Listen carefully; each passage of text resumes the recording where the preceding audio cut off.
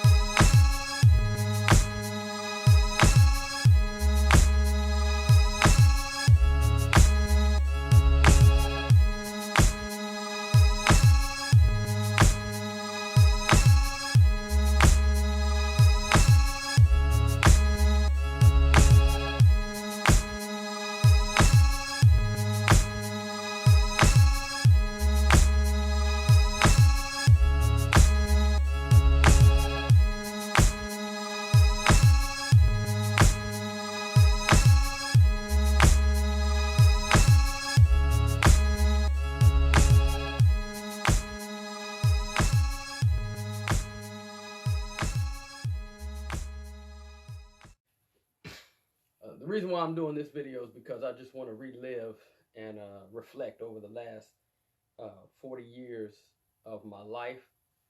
Uh, a lot of times people, when they turn 40, uh, it's kind of a crisis for them, and they don't necessarily embrace it. Uh, but it's a monumental occasion for me, not because I never thought I would see the day that I would turn 40, uh, but as you're living your life, especially as a kid in your teen years, you want to be an adult, but you don't necessarily count the specific year that you would, that you want to be. Uh, so I didn't necessarily see myself being 40. The interesting thing is that uh, it had to have been Halloween of 1993, and me and my brother actually dressed up, not necessarily having uh, real costumes. We just, I guess, I don't know why we didn't have real costumes, but we dressed up as uh, older men. And when asked at the specific event that we went to, specific party, what we were dressed as, I was dressed as a 40-year-old man. And quite naturally, him being a year younger than me, he was dressed as a 39-year-old man. And we had our little fedoras and we had makeup on our face and for mustaches and I wish we had taken pictures because that would be interesting to see, uh, given that I'm turning 40. I'm actually recording this video in Pollock, Louisiana, or Ball, Louisiana, just outside of Alexandria. Came up here just for a couple of days to just relax, checked into an Airbnb, and I'm enjoying myself. It's been very relaxing. Haven't done a whole lot, but just kind of relaxing just a couple of days before my actual birthday. But again, I wanted to do this as a way to memorialize and remember the last 40 years of my life. And, just so I have something to go back and reflect. So I guess we'll start start with the beginning. I was born June 25th, 1980, at Sunrise Hospital at exactly, as it's documented, 1:53 a.m. In Las Vegas, Nevada. Both my parents were born and raised in Chicago, Illinois. My dad, I believe, just a couple of years out of high school, went into the Air Force. They had my sister, probably a couple of years before that. But they had my sister, and then I was born 4 years after that. And then they had my brother, who's a year younger than me. And we traveled around a lot as a military family. As a kid, I absolutely loved it. But as we got into, junior high, high school, I was ready to do high school in one place. Back then, before the internet was really, really popular, we had to, you know, it was hard to keep up with your friends. You actually had to write them or call long distance, in which case you had to get permission from your parents to even make that call. So it wasn't as connected as it is today. So when I got to high school, I wanted to do high school in one place, and I'm grateful that my dad allowed us to do that, both me and my brother. As a child, I was pretty shy, I guess, in the early years, and then as I got older, I guess I kind of grew out of that as the years went by. Um, but I'd say I was a pretty shy kid, at least up until age 6 or 7, and then it just kind of, I kind of came out of it after that, gradually and in different ways. Very close with my siblings, and still to this day, and I'm grateful for that. Um, but again, given the way life was in the 80s and 90s, when you move around as much as we did, you almost had to be close with your siblings. And I'm not saying I would have it any other way, but you had to be. Those were my consistent friends. And my brother being a year younger than me, we were pretty much raised like twins.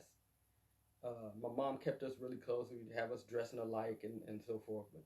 But we were obviously the closest because we're the closest in age. But awesome big sister, and she took care of us very well, especially when parents were working and she was left in charge and so forth. So to this day, we still have a great relationship. Um, and as often as we can get together, we do, and it's always a show.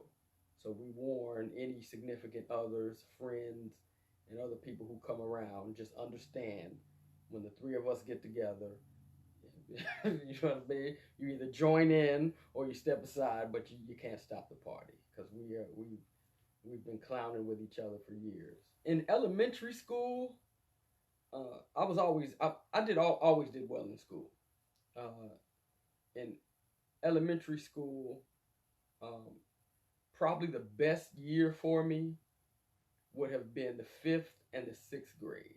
And the reason why I have to say that both of them is because fifth grade is where math became the subject that I loved. And I know that because my teacher, Miss Sally, that was the year that I actually understood fractions, like really, really understood it. Like I remember being in the classroom and the light finally went on. And it was like, I just grasped it. And ever since then, I've been an excellent math student. So that fifth grade was very important.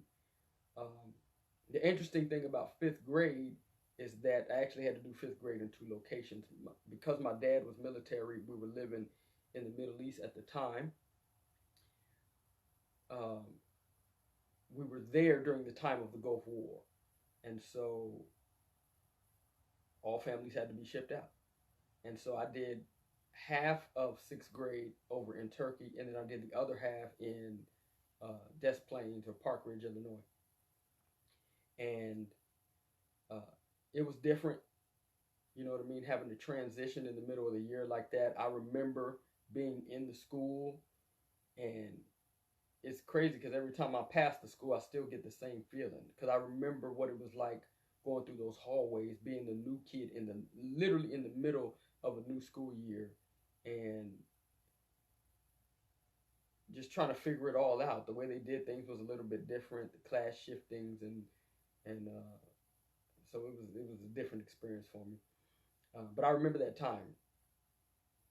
And then after the school year was over, we went ahead and went back to Turkey. Families were able to come back in, and probably sooner than then, but we were finishing up the school year. And I remember, what it was like seeing my dad again. I remember the experience leaving him and how chaotic a time that it was, and him specifically looking me in my eyes and telling me, despite my mom, sister, and brother crying, he specifically looked me in my eye and told me, "Don't cry." And I don't hate him for that. Because there's been other experiences where he understood, but it was just in that one I think he needed his oldest son to kind of be strong or whatever. You'll have to ask him what his reasoning was behind that. But I remember that experience. So, coming back to Turkey to be, back joined with my dad, starting the 6th grade, and that's where I'm really deep into girls now and so forth. So 6th grade was really good. I did really well in 6th grade, and still connected with and friends with people I knew from back in elementary school. And that was the last year that I actually did school overseas, because we lived overseas twice. I lived in England from about age 2 to age 6, age 5 or 6, and then we moved to Del Rio, Texas, and I did first, second, and third grade, or half of first, second, and third grade, and then that's when we moved to Turkey. Did 3 years there, and then after we left Turkey, we moved to a very, very small base in Helibin, Arizona. Very, very small, very, very small town. We actually, my siblings and I had a chance to go and visit the old base just a couple of years ago. We were picking my dad up and moving him from Phoenix out here, and because of that long drive and how long it's been since we've been there, we had to go and visit our old schools and old base and so forth, and it was an awesome experience. Helibin, Arizona was different, and I would guess if you ask my siblings what years they would change, it would probably be those 2 years. Not because we hated them, but the location probably had the greatest effect on us. We were used to being around more people. This was out in the desert, and still have a lot of friends that I made from back then, and some rewarding experience. I learned a lot being on that base. But if we had it our way, we wouldn't have moved there. And I would guess the whole family would agree. It was a difficult time. So after that, we moved to Shreveport, Louisiana. My dad was stationed at Barksdale Air Force Base in Bossier City, which is right next to Shreveport. And we bought a house out in Greenwood, Louisiana. And that's where the real growing up took place. Not because it was hood by any means. We lived out in a very nice suburb. But that's when, I'm a teenager now. So, a lot of teenage things happen. Experiences that, probably shouldn't have got introduced to. A lot of great friends. That's when I became very athletic, because up to that point I was still short, but I was very chubby. And I started playing football at the end of my 9th grade year, going into 10th grade, and started losing weight and bulking up a little bit. So high school was different. I did very well in high school. I will tell you this, as a kid, my dad was very strict on education. Recently he showed report cards. And we've seen these when I was younger, whenever we'd be home in Chicago. He would show report cards where they would just write superior across the report card, which should let you know the level of education and how well him and some of his siblings did. So my dad was very strict on education. Wasn't strict on a whole lot of other things. he was a great dad. I had two great parents. Uh, they have their ways that you don't necessarily like as a kid, but if there was anything he was strict on, it was education because we were without excuse. So we couldn't say we didn't have help. Um, so very strict on education. But I did well in school. I know junior high school got rewarded for a lot of things. Elementary school got rewarded for a lot of things. So for many years, I was a straight A student. Uh, and when it wasn't straight A's, it was all A's and a few B's. But like I said, my dad was very adamant about education. Uh, it was when I got to high school, still did well, but as I got closer to the end of my junior year and early senior year, and this is, I can actually recall this. There was a moment where I realized it was no longer about my dad. Like you do certain things in life, and that's natural. That's parenting, and it's being a child. You do certain things because your parents tell you to, and you can feel some type of way about it, but you got to do it, or you get in trouble, or whatever. However they discipline. For me, it was, you know, with education, it was that. I gotta make good grades so dad to be happy, mom and dad to be happy. But when, like I said, late junior year, early senior year, it hit me. This ain't about him anymore. Like, this is my life going forward. And so what was done in the past was for him to congratulate me and be a happy dad. But going forward, this is about me and my future. And so it wasn't that I changed my focus on education. It changes my focus for my education. And so I did well. National Honor Society, graduated ninth in my class. We had about 200 and something students who graduated. I graduated high school in 1998, and then I went on to Dillard University. And that was an experience in and of itself. I thank God that I was telling someone the other day, I thank God that I went to an HBCU. I thank God I specifically went to Dillard University. And life is one of those things to where you can have regrets. Doesn't amount to anything, but you can have regrets. You can, reflect and be happy and whatever. When I think about my college experience,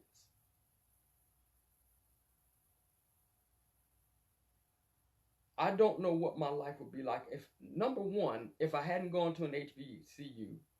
Number two, if I hadn't gone specifically to Dillard University. Because, again, you don't know what only God can tell you what your life would have been, if there's even a would have been, because he knows all things, but what your life would have been if you had taken another route. Right? I really don't want to imagine my life going to, literally talking about going to another school. Because the school was so small, so it was family oriented, and I still have a great relationship with a lot of the people I went to school with. And I don't just mean we were ex-schoolmates. I mean like family. Like, many of them have come to my rescue in situations where my immediate family couldn't get to me or couldn't help or whatever. And it's just that type of relationship. And I encourage, especially, younger people now. I encourage black people to go to an HBCU. And be choosy about which one you go to. Obviously, it's your education. But to me, going to college was more than just an educational experience. It really is an introduction to life experience. Now, you're not fully out there. You know what I mean? Depending on your circumstance, you probably aren't paying all of your own bills. You probably live in a dorm or what have you. But your experience is more than just going to class every day. You're interacting with people, you're networking, It's a cultural experience, and it's interesting, as I was telling a friend of mine the other day, in as much as you're on a campus that is predominantly black, it's still a multicultural experience, or at least it was for me, because I had the looking back, I can say, and even then, it's okay. We're all shaded, we're all colored, we're all, you know, black, but we're all from different places, different accents, different backgrounds, different experiences, different music, different, you know what I mean? And to have that multicultural experience within the black experience was everything. It was everything. So college was a unique experience. I loved it. And if there was a time in my life I could go back to, it would be then. Not necessarily saying what I would change, and it would only be a couple of things. Because I got out of it everything I think I needed to get out of it. I got my degree in business management. I fell in love with music. I started, getting into hip hop, and all of that is a part of shaping you as an individual. Even the bad stuff. You know what I mean? I didn't have too many traumatic experiences while I was in college. I had a decent college life. I had my wild, days or whatever. But again, talking about how education shifts and my focus, what my education is for. Dad has a hand in my parents have a hand in paying for school. So, despite the fact I was on some scholarship and loans and so forth, they still had a hand in paying for school. So, they have an interest in it again. But it was more than just an educational experience for me, or in the sense of academically. So, I more than enjoyed my college experience, and it had obviously had a hand in shaping the person I am today. Not everything, there's some stuff that I probably left behind a little bit. So that was college life. Personality wise, in high school, I was shy when it came to girls. I had girlfriends here and there, but I was the new kid coming into the school. I think I got there a month late. I think we kind of got to the base and had to get settled in the house. So I was a few weeks late for getting enrolled in school. And so I was the new kid. I was the proper kid. You get on the bus. It's funny because if y'all are familiar with Neo, his baby mama, I actually went to school with Monietta Shaw, and she gave me the nickname. We rode on the same bus. We lived on the same side of town. We both lived in Greenwood, but she lived a little bit further back. But that being said, she gave me the nickname Charlie. She gave me the nickname Charlie. I can still hear her voice, Charlie. Whenever, and I asked her, why are you calling me Charlie? She said, well, you look like a Charlie. Okay. So I was like the proper kid, military brat. They thought I had a proper accent, and I guess I do. Whatever. So I was kind of shy, kind of quiet. I didn't necessarily grow up in a mostly black environment. Being a military kid, you're kind of just meshed in with all different kinds of people from all different places. So even being black, it was a little bit of a culture shock being around that many black people, being in a school that was mostly black and so forth. But so I was pretty shy, and then as you start to make friends, you kind of come out of that because now you got people to associate with and so forth. So I definitely enjoyed high school, played football.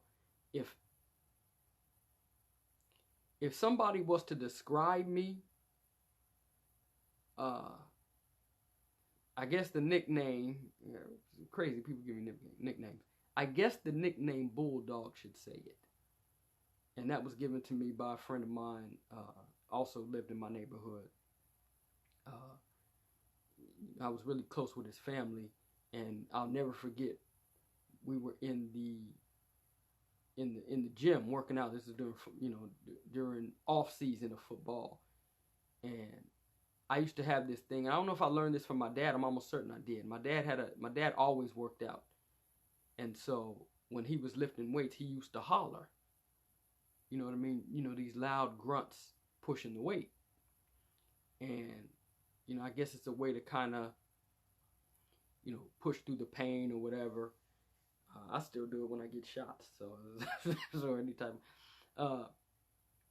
So I was in there hollering, and I had a tenacity about me that was determination, and he gave me the name Bulldog, and it stuck with me for years. You know what I mean?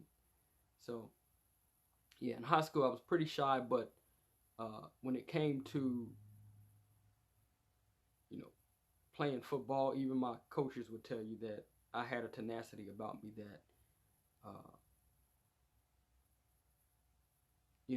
that they noticed. It was noticeable, and it was because I always wanted to excel.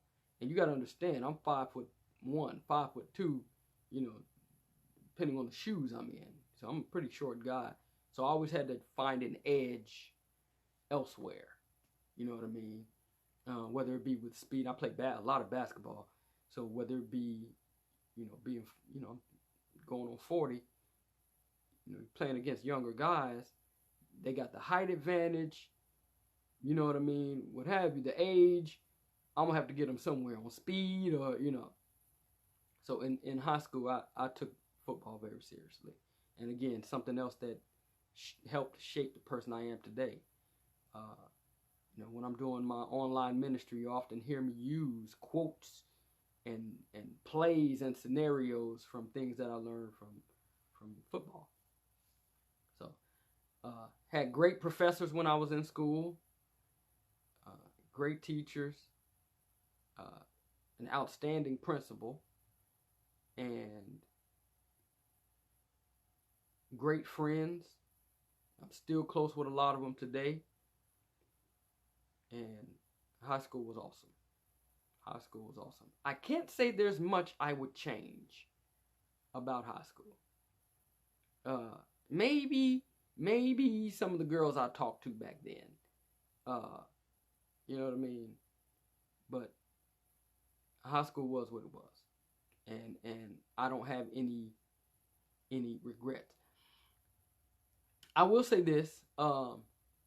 Playing football, I wish I had gotten more playing time than I did. But like I say, I was a small guy. And you got to understand, I was a small guy who came on. Okay, so 9th grade, you anticipate you're going to grow. So 9th grade, I came on and I started playing offensive line. Now imagine that being 5 feet playing offensive line. Might work for JV, which it did. Then I got moved to defensive line, which I think was more fitting for me. Go on the attack. You know what I mean? And then ultimately I ended up, I played some on special teams, punt team. I remember being on the punt team. But ultimately I ended up on playing linebacker, which again I love. But now we're getting into senior year. Getting into senior year, and I'm still about the same height that I was. Stronger, and definitely more in shape. But yeah, I was still 5 feet, 5'1". So if I had to change anything, it would be the PT. And I look, I'm a person who can admit everything. I remember the last game of the season. We always played, at least for the 4 years I was there that I can remember, well, the 3 years that I played, we always played Airline High School in Bossier City. We always played them the last game of the year. And it fell right around November. And I don't care what the weather was like the day before. It was always freezing cold. We played Airline. That I do remember. And I remember it's the last game. And my coach having a conversation with me. He knew it was over, and I knew it was over. And I can still hear his voice. Coach Mark Hedgecock, who I still quote to this day in a bunch of different things. He taught a lot. Taught me a lot about life just in what he did with football. You know what I mean? My linebacker coach. I learned a lot from a lot of the coaches. But the way I can hear his voice, the way he approached me, and he was like, Branden, you know, I wish things had worked out a little bit differently, and because the season was over, and I never did get the playing time that I wanted. And football at that time was my life. I always, easily from 6th grade until then, and well into, you got to understand, well into college. Dillard University doesn't even have a football team, but it just shows you that it carried over. Like football was my life, and I wanted to play in the NFL because I love the game that much. So easily from the 6th grade to well into college, I wanted to play in the NFL. And football was my life. And it took me a long time to get over it. And it's interesting because I can remember, show you how life can,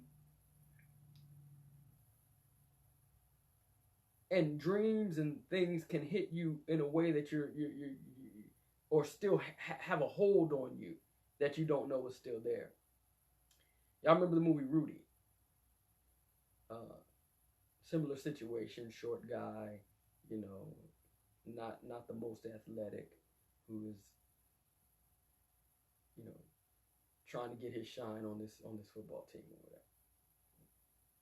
I'll never forget watching it. This is my sophomore year in college. We lived on the 3rd floor in an apartment complex across from the campus. And I was watching that movie, and I'll never forget watching that last scene, you know, where he makes this miraculous tackle, and you know, at the end of the season, last game, and the way they lifted him up and cheered him on and so forth. I watched that scene and broke down, sitting on the coffee table. You know what I mean? Like, sitting on the coffee table, broke down crying. You gotta understand, I'm 2 years out of high school. I'm at a school that doesn't have a football team. I'm now falling in love with hip hop, so you think the dream of NFL is over. But that might have been the last time I cried about it too. But it was just still there. Like, I don't think I ever, despite me crying that last game in high school against Airline, I don't think I ever dealt with it that way. You know what I mean? But I will say this, and most, if not all, the people who I played football with, I earned their respect. And that, to me, carries a long way. Because there's only one person that I can think of, one or two people, that I went to high school with, and he was done the year that I started playing, or just before I started playing, who actually went to the NFL, and that was Troy Edwards. So, you know, in any professional sport, you know, there's only a select few who make it to that level, and then only a select few out of them who actually really excel with the athleticism and stardom and money associated therewith. And that's just life. You know what I mean? You can't. Not everybody can have every role or be involved in everything, despite even being, you know, good at it. You know what I mean? It's just kind of the way of life. Some people are lucky or blessed, or however you want to call it, to get in certain positions, and it takes work, but you learn to trust God with those things. But I earned everybody's respect. I was a scholar athlete 1 or 2 years. Raider of the year. Our mascot was the Raiders, Huntington Raiders. So I was the Raider of the year, and these are prestigious awards that only one person can get. You know what I mean? So scholar athlete for being, you know, the athlete with the highest GPA, and then, you know, the Raider of the year, which is, you know, I guess coach's choice or whatever, who they select to be you know, the most honorable player. I don't know. I don't know what the criteria. I just know I was the Raider of the Year. So I earned their respect, and that goes a whole lot further than just playing time. You know what I mean? And then you see movies like, what's the movie with Will Smith? I just forgot the name of it. Where individuals end up with brain damage from getting hit and so forth. You know what I mean? And you know what it's like being a man, and especially being a man playing sports. You want to be that guy, whether it be a boxer or a basketball player or football player. You want to be that guy, you know, who's tough and can prove. You know, I'm thinking about it now. Look, I'm a casual guy. You know, I'm kind of laid back. I ain't got time to be having brain issues. You know, and you know, no disrespect to anybody who's actually had that, but I'm grateful that I had the experience of playing football. And like I said, it's a part of shaping who I am in these 8 nickels. How would they describe me in college? Now that's a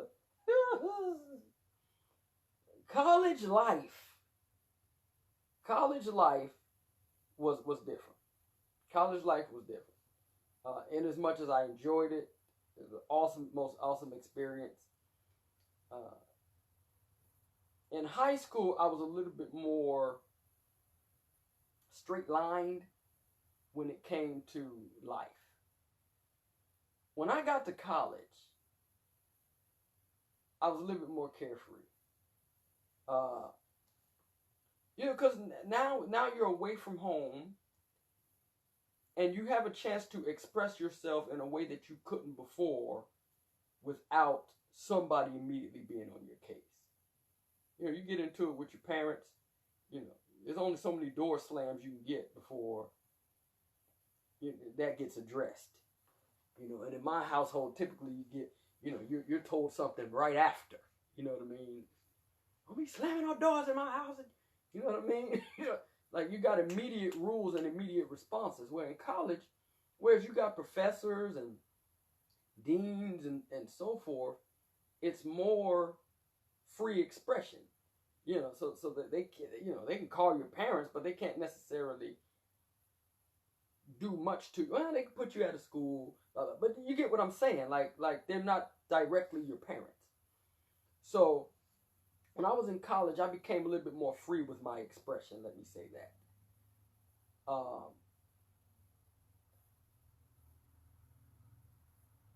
You know, very much more outspoken. You know, being in hip hop actually gave me a confidence level that I didn't have. And that kind of started in high school. I would be rapping along with, you know, Wu-Tang lyrics or something like that, and had a presence about me, you know, an animation about me that I brought to it. You carry that over into college. It gave me a sense of boldness. I got into freestyling. We started a group, and you know, as you get good at what you're doing, it develops confidence. People start knowing you around the campus, you know, and so forth. So that crosses over also into the way you dress. So, you know, I used to wear my caps a certain way, different ways, bent up, folded, bills and all of that. I used to wear, you know, an ace card in my hand. You know, it's just, you know, you look for these different things to try to stand out and form your own identity. And you know, I look at kids today, and really that's what they're trying to find. I mean, being a minister now, I try to let people know where your true identity is in Christ, and then, you know, from Christ, then, you know, your particular culture and how that fits in with your, you know, yeah, okay. But I get it. I understand. Everybody wants a uniqueness, and that's what you fight for. You fight for it in your house amongst your siblings. If you're an only child, you know, I've never been an only child, so I can't really speak for them, but that uniqueness is different because you have no uniqueness against anyone. You see what I'm saying? It's just you, so you don't have much to compare with. When you get to college, you're looking for what defines you, and you want people to see you, and you want girls to notice you, and if you're a girl, you want guys to notice you, and so everybody's fighting for this identity. Who am I? You know what I mean? And what makes me unique? And you're getting ready to go into the real world where you're going to have to prove yourself in jobs and careers and your extracurricular activities and sports and dating and all these different things. So in college, whereas it's a process that happens through life, in college, this is your chance to, without the holdings of your parents, especially if you go away to school or live off campus, now it's a chance for you to own the direction of your identity. And I did that. So I dressed. I don't think I did anything dress-wise that was not manly. You know what I mean? it was just different. So let's see. Freshman year wasn't that bad. Freshman year, it was kind of just the ball cap. And then sophomore year, that's when it got a little bit crazy. Because now I remember, with the 8 o'clock class, I used to just brush my teeth and go to class, like pajamas on. Of course, and I didn't have to drive at the time. My apartment was literally across the street from the campus. But that wasn't every day, but most days, especially on the early classes where you got to be there. Nah, son. I'd get up, brush my teeth, and go to class. And then after you eat breakfast on the campus, go back and then change and then blah blah blah. And the crew that I rode with, which was, I had all kinds of friends, but it was guys who I specifically rapped with, and we eventually formed a group and still friends to this day. But they were the same way. So you're looking for your identity, but also people who are like you, who can understand you, and that's really what life is about. You know what I mean? Your friends and so forth. So I did. I dressed very, very differently. And then I got into, that's when I discovered thrift stores. And so I would buy corduroy pants and cut the sides to make the pants ends flare out. And then I would wear a necktie with a t-shirt and, different colors. And then, playing basketball would buy these long, not stockings, but, long socks that were striped. And I used to play basketball in them. It was freedom of expression. And then with the hip hop, you get into talking, doing spoken word. So I got into the spoken word end of it. And so, all these different things that allow for your expression, not just your dress, but also your mouthpiece. I didn't get into too many protests. Gotta be honest there. I didn't get into too many protests, but I will tell you this. It's documented in the minds of many, but I also have it documented on Facebook. Just recalling the experience. I wrote it down in a notebook, and I still have the notebook somewhere. At least I think I did. There was one time we had this, what we would call Cafe Noir, which was our on-campus spoken word poetry night. And they would have it, I forgot what day of the week, Friday or something, Wednesday, whatever. And this particular, it was in the student union area. It changed several locations, but it's in the student union area this time. And again, we're talking freedom of expression now. So, and this is at the time when I was, using profanity and so forth. My life has changed since then quite a bit. But, and it wasn't even me delivering the piece. I'm trying to remember who it was. I believe it's documented who the person was. And the person who was doing the spoken word or poetry piece had some profanity in there. Well, one of the campus authorities, he was, I forgot what he was, athletic director, student activities director or something like that. He's a respectable guy, and I would love to have a conversation with him today. I don't know where he is or if he's still alive or what. I don't know his circumstances. Nice guy, though. He really was. Very respectable gentleman. But there was a DJ who would play, in between before a piece, in between pieces, and so forth. Well, whenever the profanity got out of hand, this particular, his name, Mr. Brooks. Mr. Brooks would have the DJ spin the record, start the music, and cut the piece off because it's gotten out of hand. Well, this particular time, I wasn't having it. You know what I mean? I'm a rebel. Look, we freedom of expression, freedom of speech here. So, and there was a movie that came out. I can't even tell you the movie because I don't think I ever saw it. But I remember Office Space or something. There was a particular movie that my friends on campus were talking about where somebody yelled out, "Boo this man," and everybody booed. And I just remember them doing it, and talking about the movie. And so,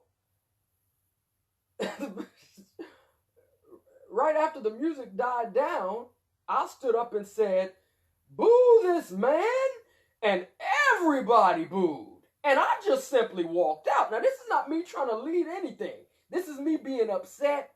You know what I mean? You cutting people's pieces off. And, going back, I probably would have told you to spin the record too. But this is me then. I walked out. And a whole flock of people followed behind me. So, Monday morning comes around, or whatever the next weekday was. And I get notified by Dean of Student Activities that, I needed to come see her. And I was like, what is this about? They were trying to put me on what did they call it? Not academic probation. Something like activities probation, something like that. To where you couldn't participate in any activities. You got to understand the type of guy I am. You know what I mean? I'm at every dance, every party, at least on campus, easily. I'm that guy. I was a dancer all of my life. So they expected me to be at these events. And I'll never forget, I sat with Dean Bartley, gracious woman, by the way, and I explained to her. I was like, "Miss Bartley, I wasn't trying to lead no riot. You know what I mean? Like, this is, I did what I did. I did stand up and say, boo this man, and I just said how I felt. And nobody had to boo, and I'm that guy. I can say what I want, but they didn't have to follow behind me to boo or walk. You know what I mean? And I said, I understood what he was doing. I was upset about it, blah, blah, blah. And they didn't put me on student activities probation or whatever. So, but that shows you an experience that I had in college. Now, here's the interesting thing. I later learned from another professor that was never my professor. She was like a professor of education. And I'll never forget, she pulled me aside and she said, that might have been my junior year then. She said, people are afraid of you. And you got to understand me. Again, I've never been a fighter. We talked about my football days. I didn't get much playing time, so I had a bulldogish tenacity to me, but you know what I mean? I'm not exactly going to break a whole lot of bones, you know what I mean, other than my own, which consequently I've never broken. Interesting fact about me. What do you mean people are afraid of me? And she said, because you have this way about you, they're intimidated by you. Pivotal moment in my life. Because it didn't necessarily change after that point. Later in ministry it did. And the Lord would use it to his glory. And there's people, I guess, who may be intimidated now. But to the glory of God. In his preaching and his word, I don't back down on certain things. I'm very, hey, look, we're going to do it this way or we ain't doing. I'm kind of that way. But it was the first time in my life where somebody had told me something about myself that I was totally in the blind about. Now, I always consider myself somewhat handsome. I had some issues, throughout my life. Bad acne. But I always wanted to believe I'm somewhat handsome to somebody. Cute to somebody. Whoever it was. Girl you like or a girl you don't like and she likes you. So that's one thing. But when so it's something that you know about yourself or feel about yourself or want to believe about yourself. But that was new. That was new. And it was new given the person who told me. I'm doing hip hop, so I can understand that. You want to touch me and my crew in a freestyle. We, not saying we couldn't lose, but we didn't lose often in a battle. And if we did, anyway, we were that good. But I can understand somebody saying that from a hip hop sense. But from the standpoint that she brought it, that was a shock to me. That was a shock to me. And Heidi Lovett Daniels is her name, sweet lady. Very committed, just in what I can see about it. She was very committed to making sure people got the proper education in education. And she, like I said, she was never my professor, and yet she had a profound impact on my life.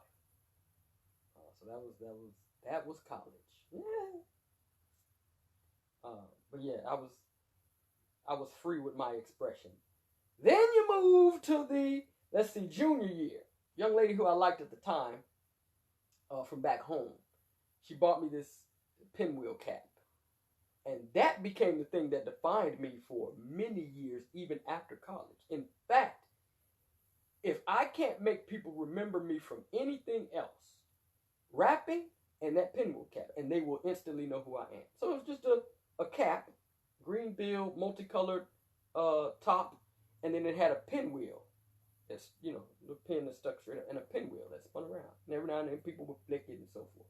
But that showed you the type of person I was. And I gotta be honest with you.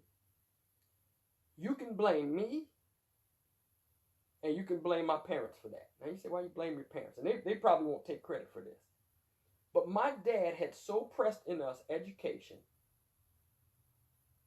and even on occasion told me this, he would confront or defend us against other people who had a problem with their kids during certain things like sagging their pants. I only did that a little bit. I didn't do that a whole lot, sagging pants. I just didn't like the idea of having to keep pulling them back up. But my dad actually confronted parents who, he was like, my son makes straight A's, so if he wants to sag, he can sag. That shows you where his focus was on education.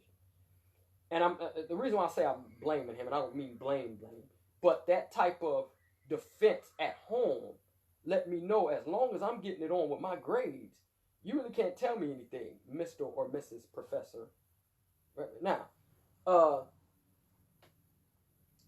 that's just how I felt about it. I wore a pinwheel cap, and there wasn't anybody who was going to tell me anything different. That was college. And,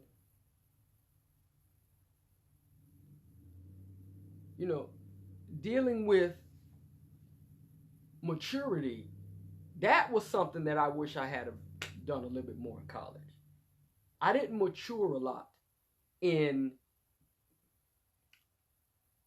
I can say, life. You know what I mean? Or what's to be expected in life. And I in this way. When I was a senior year was different. Because there was a lot going on. There was a lot going on. Obviously, you're trying to get out of school, trying to figure out what you're going to do next, if you're trying to even figure that out. My head was knee deep into hip hop, so I'm trying to figure out what we're going to do with this music as a crew.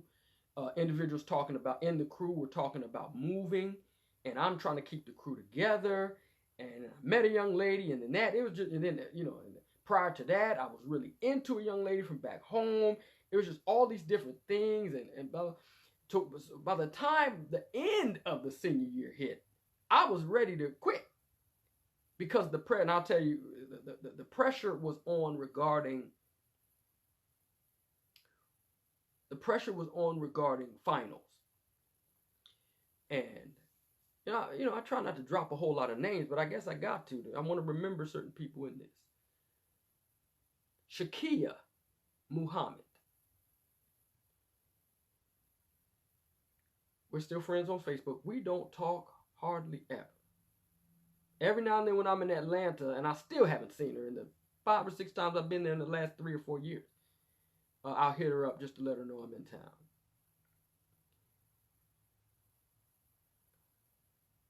So we don't talk often, but she, if it wasn't for Shay, if it wasn't for Shay, because she helped me to prepare for that final, the comprehensive exam.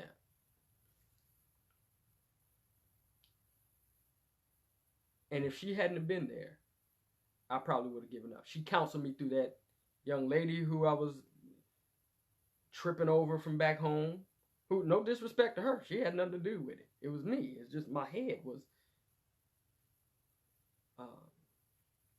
So I was dealing with all of that. Prior to that, you got to understand that right now, as a hip hop artist, while I was in school, that's what I was. I just made the grades.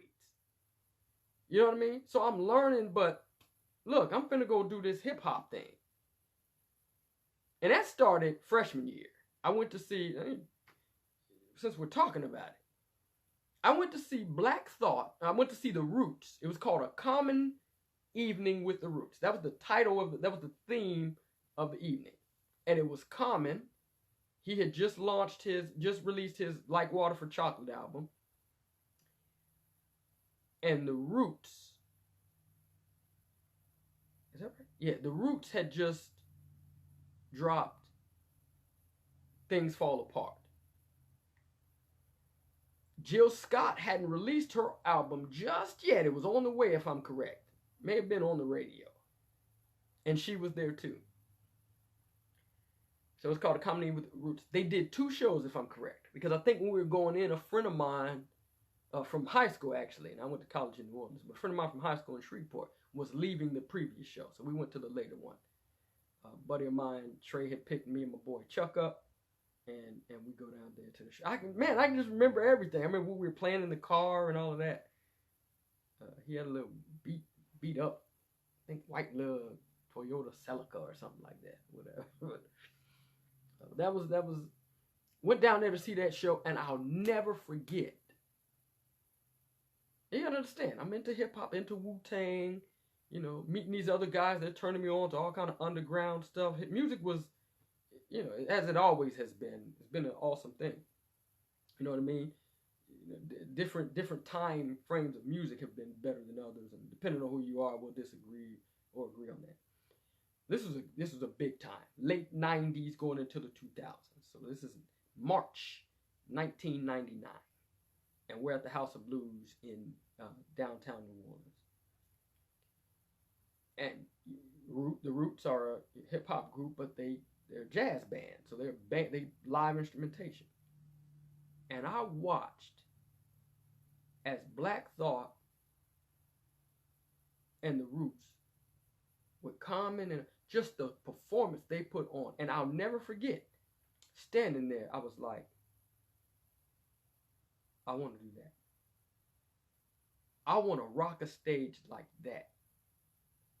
And that's where it kind of turned on for me. So, like I said, that was freshman year. You fast forward to 2000, to my senior year, 2001, going into 2002, and I had to sit down with my professor, with the dean of business, Mr. Edgar Chase, and I only had him for maybe 1 or 2 classes, but he was also the dean of business. We had a conversation in his office. Shows you perception regarding him and life for me.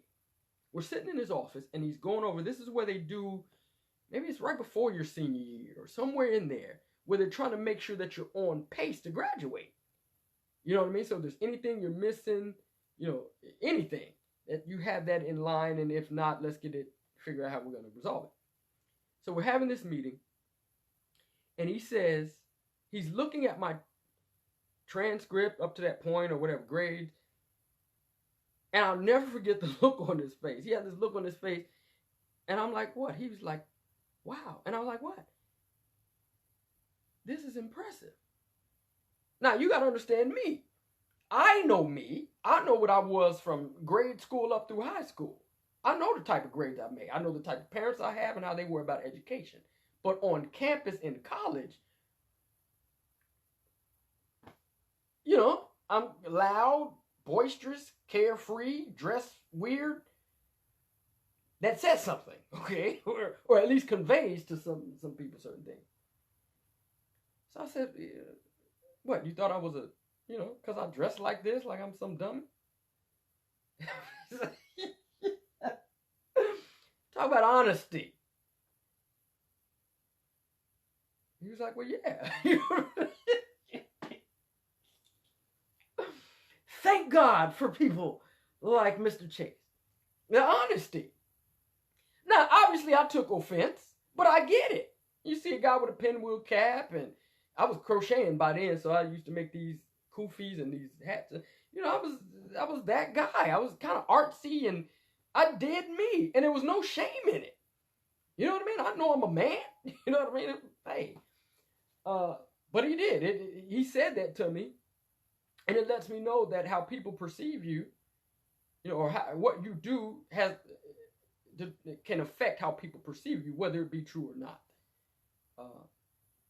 But that's what it was. And I appreciated his honesty. And, you know, I was saying all that to say this.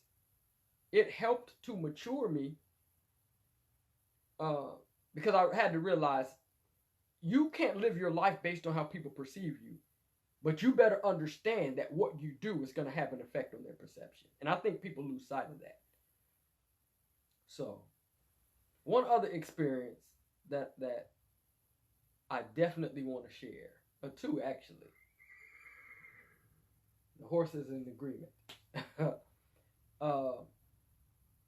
Two experiences that were pivotal. And these pertain to the grace of God on my life in college. Okay? Now, I could probably go through my college life and show you a number of occasions where God was there and did some things. Okay? In fact, I can. But these two stand out the most. Experience number one.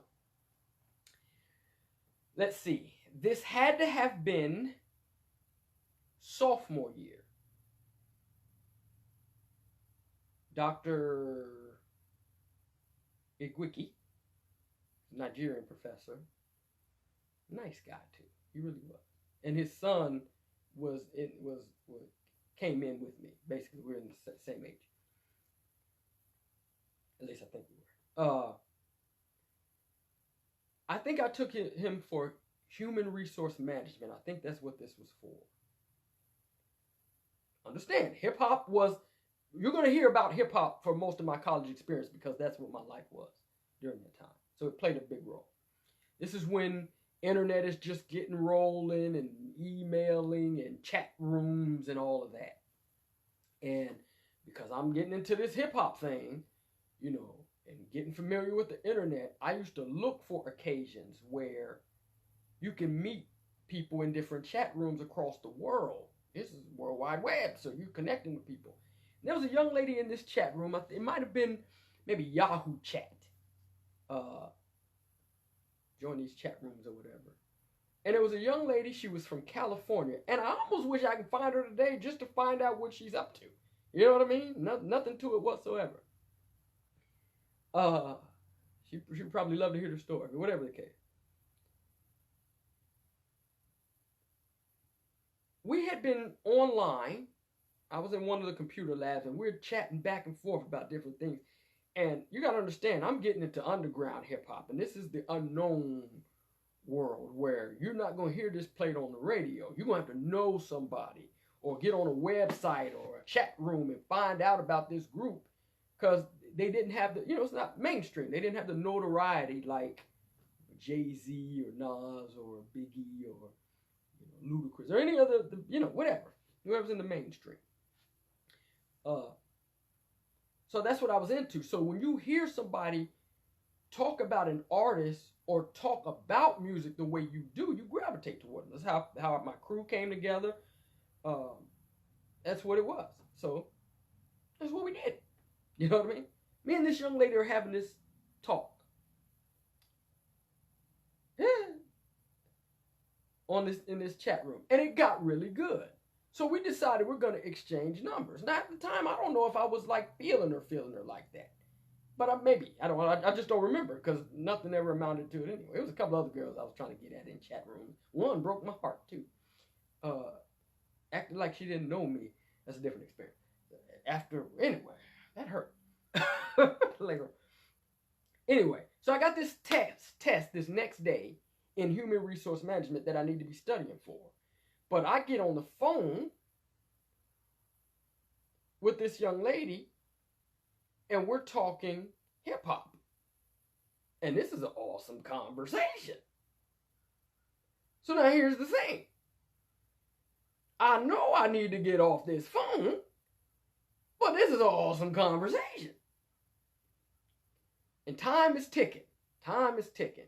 And I know we didn't get off that phone until after 1 o'clock. And human resource management with Dr. Igwiki was easily 8 or 9 o'clock class. I know that for sure. So I get in the bed and I try to cram. Now I did some studying up to that point. I had to study God and all of that. But I'm not ready. I am not ready for this test. Right? Cram that night, get up early in the morning and try to cram some more. Dead tired. To try to get in as much studying as possible. And I wasn't ready. I prayed that morning. And I said, Lord,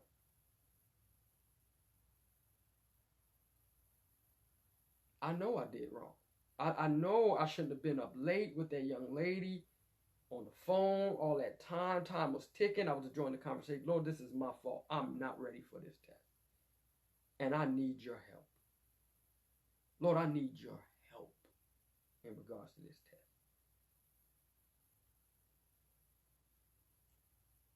I go to class in my pajamas, by the way. In my pajamas, if I remember correctly. If I remember correctly. Maybe not. Go to class. The class, which is a pretty small class at this point, the class is standing outside of the classroom. Right? Dr. Igwiki's been late before. But now, time is ticking. We are standing out there, and I'm annoyed because I want to go get this over with.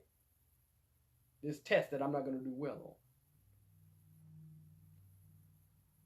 I don't know, maybe we were in the classroom. All I can remember is him coming flying around the corner.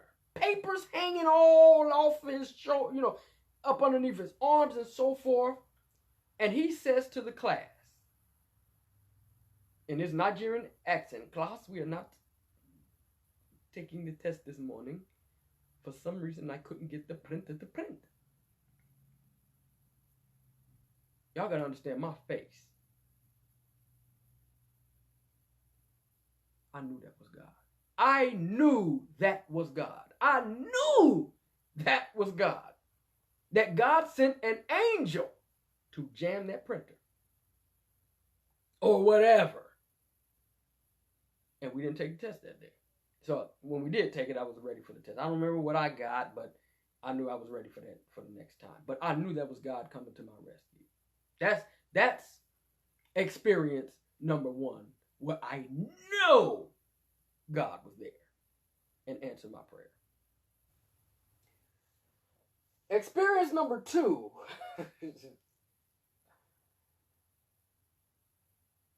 It was my senior year. And you got to understand, college, you have requirements. So it ain't just your coursework and your grades, but it's community service hours. For business, you got to have an internship. I think for most of the curriculums, you had to have an internship. And time is ticking. And I know I got to get my internship in. And I did a couple of them. I did one with House of Blues. It was a sales internship. And I actually liked it. The only problem was they wanted me to pay for parking. I had a car at the time. They wanted me to pay for parking. But I'm a struggling college student and you're not paying me. And this is downtown New Orleans. I ended up dropping that internship.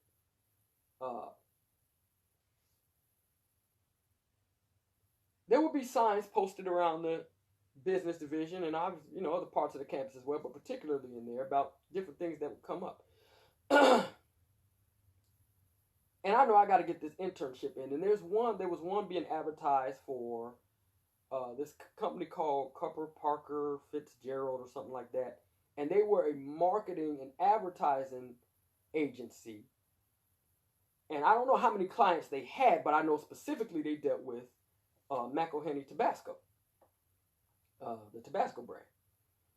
And so they have this sign up, and the sign is advertising that they're going to be conducting interviews for this internship. And I don't know if it said it, but it was like 2 spots available. And it couldn't have said interviews. It had to say something like just something about, information regarding the internship with it. And I know that, and you'll understand why because of the story. So, it's the day of. And I show up. And there's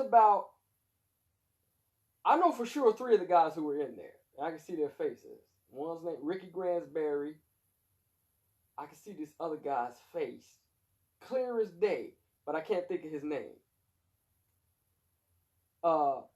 These guys are dressed in ties. I think Ricky has on a whole suit. You know what I mean? And I'm just, number one, I'm not that guy, but number 2, I'm certainly not that guy today. I'm thinking this is an informational where I can sit in the back, get the information, hear what needs to be done, and then come back. These people are in there conducting interviews, y'all.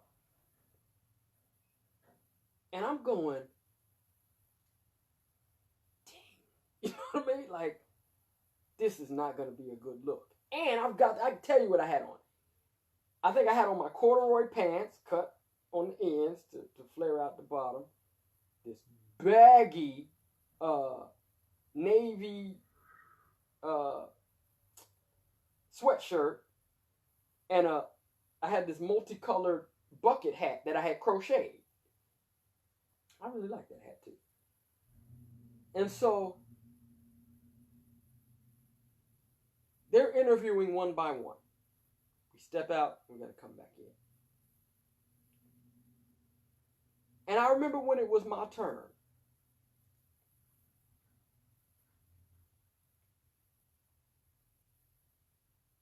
Honesty. Honesty with God goes a long way. Testify. Honesty with God goes a long way. So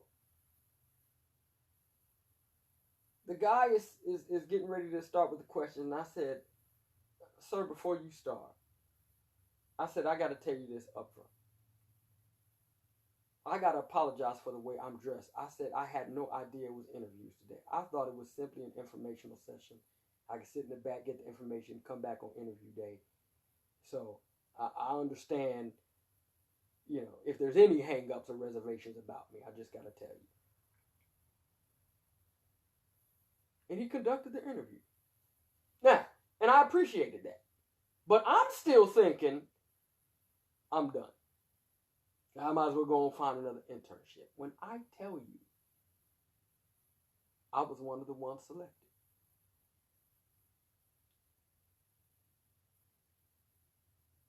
And to this day, I love Tabasco, by the way. The events that we got to do, the research, I've been to Avery Island, which is where the Tabasco factory is, learned a lot, it was an experience. But aside from the experience of getting to the experience, that was God. Because like I said, I know, I'm sitting in a room, everybody is dressed. May have been one other person who wasn't dressed up. And I couldn't tell you who that was. Okay? And they certainly weren't dressed as bad as I was. In that sense. But I got the internship. And it was, come on, it was an internship that paid a stipend of $500 2 times. sure did. For each semester. So I think we concluded right around, I don't know. I don't even remember how it happened. I just know it was 2 stipends of $500. And again, pivotal moment in my life. So, and then graduation happens, and then I graduated with a 3.3 GPA. I was happy, and moved on. Then I went on to sell cars, because like I said, I was a knucklehead, so I wasn't playing. I wasn't networking while I was in school. I wasn't doing much of anything other than hip hop and keeping my grades together. So, so I went on to sell cars for a couple of years, and then that led into working for Hertz Rental Car. So I'm having to mature from a career standpoint after I got out of school. And obviously you do that anyway. But I can look back and say, there's people I can name off the top of my head. I'm not going to do it because I don't want to make it seem like there was others who weren't. But there were individuals who I can definitely look at and say they were career focused. It took me years to become not necessarily goal oriented, but it took me years to figure out where my niche really was. And the interesting thing with that is that from the 6th grade on, even up to now, teaching has been my passion, but football, my life, hip hop, my life, and then ministry after that. You know what I mean? Preaching, yeah, and then the Lord made it so that, a couple of years ago, he started WPCC Ministries, where I can do live videos and teach. So the teaching bug or desire was being fulfilled. But I didn't. When I was in college, hip hop was it, which wasn't a problem for me. It was a problem for everybody else. But, I see God had a plan in it all. You know what I mean? So that's what that was. College was really, really different. I learned a lot, and I don't take anything back from my college, especially looking at where my life is now. And some people may not think it's very far. I have my struggles. I'm not by any means wealthy, but I'm able to take care of myself, and that goes a long way. My relationship life has been interesting, but whose hasn't? I have been married twice before, and I'm not proud of divorce, but I have a greater understanding of marriage and divorce and sex, and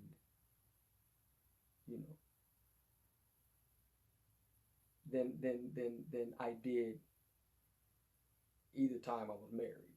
You know what I mean? I thank God for the opportunity to learn and to grow, not only in situations, but coming out of them. You know what I mean? Or after you've failed or missed it. And I'm very open with most people about, I've talked in my ministry videos about having been married and divorced twice. And like I said, it's not something I'm proud of by any means. But I will tell you this, what I am proud of, I have no aught against those 2 young ladies. And I wish them well. One of them, my first young lady I was married to, she just remarried at the beginning of this year. And I couldn't be happier, because she is a sweet young lady, you know what I mean? And we just didn't work out. If I could give any advice without going too deep into either of those 2 marriages for too long, if I can give any advice to men and women regarding marriage, it would be this. Number 1. This is actually the preface to number 1. This is before you even get into the points. This is important. Most people, I won't say all, I'll even give you the sum. It can happen that some people, no matter how much you tell them about being wise in your decisions, thinking things through, what you're getting yourself into. If you do this, consider that. It is almost impossible to tell certain people that they're not in love or that they are, and that isn't what you should go on. Now, I won't speak for anybody else. I know me. And against every piece of counsel that people was given, some were trying to be for it because you really feel like you're in love and they see you happy and so forth. A lot of times that counsel was not heeded by a long shot. So what ends up happening is you get in this relationship with this person and you don't even know who you are. Now this is my story. I learned a lot about myself, which is what you do anyway. That's what you do anyway. You learn about yourself. You learn about God, and God teaches you about Him and deals with you and so forth.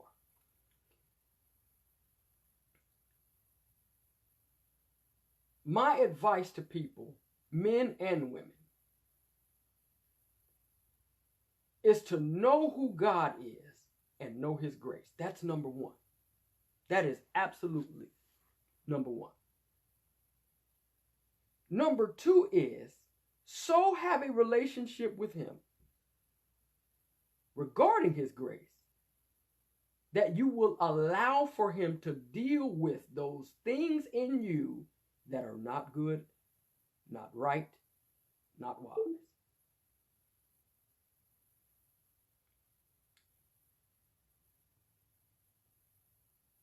I think we have a bit of a light problem in here.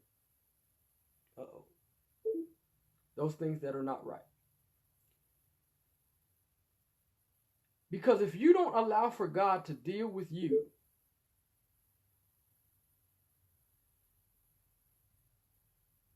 so that He can teach you and correct you and mold you and shape you and take things out and put things in, your partner is going to suffer. You're suffering, but you don't believe those things are wrong. So, you see what I'm saying? So it's eating at you, and it may be affecting you, but not in a way that you're noticing or even care about because you think they're right. And it will affect your partner. In the 2 marriages I was in, I was that person in the first marriage. I was the affected person in the second. And so the advice I give young people and even older people regarding marriage, because you got to understand, when the Holy Spirit starts dealing with you and talking to you and giving you wisdom, it doesn't matter what age you are. You know what I mean? If it's true, it's to be dealt with by any and everybody. It's to be received. So I tell people you got to know who you are in the Lord. And then you'll be ready for marriage. Because you'll know what marriage is supposed to look like, what it's supposed to be about, your focus, what God will have you to do in the marriage. You know what I mean? What is required of you, your insufficiencies, and how you're dealing with them so that if you come together with that person, because nobody's perfect, you'll be able to mold and grow. I also give them this advice. You do not marry for love. No, that was wrong. Let me say it this way. You do not marry the person you love. You love the person you marry.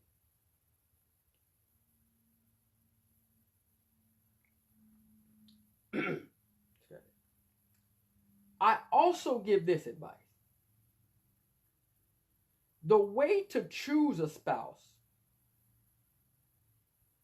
is to wait on God to identify to you that that's the right person.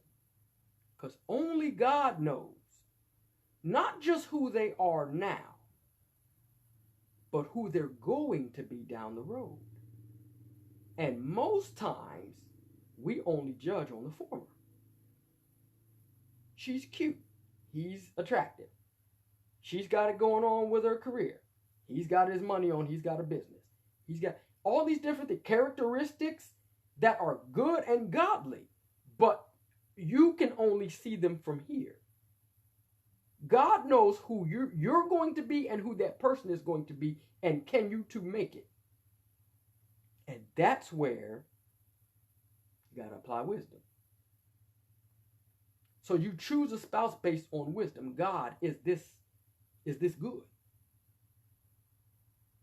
And when he gives you the green light,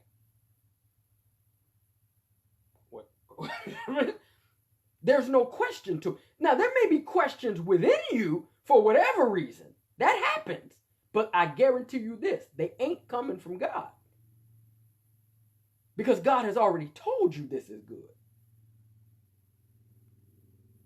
So, without going too further in regards to marriage, that's the counsel I would give people.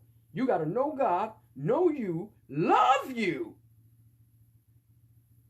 and then seek God's wisdom regarding who. So we'll make it a God sandwich, a God-you sandwich. God on the outside. Love and know God. Know you, love you, and then seek God's wisdom. So he's the Alpha and the Omega. The knowing him and the wisdom from him. And so, like I said, God bless the two young ladies who I was married to and the host of relationships I've had in between those and so forth. I've thank God that, I've had some, one of my marriages was really hectic on my end. But that being said, I thank God for the women that I've had in my life, who I dated, married, and then who were just in my life. Friends, my mother, my grandmothers, my sister, because that's you should be pulling wisdom and characteristics and different things from all of them. You know what I mean? So that was in a nutshell. My mom knows all of my relationship details, the relationship life. She at least easily in my adult life. Mom knows, you know what I mean, relationship wise. Tell her everything, you know what I mean. Mom, I'm going through this. What about this? Blah blah blah. We just have no relationship.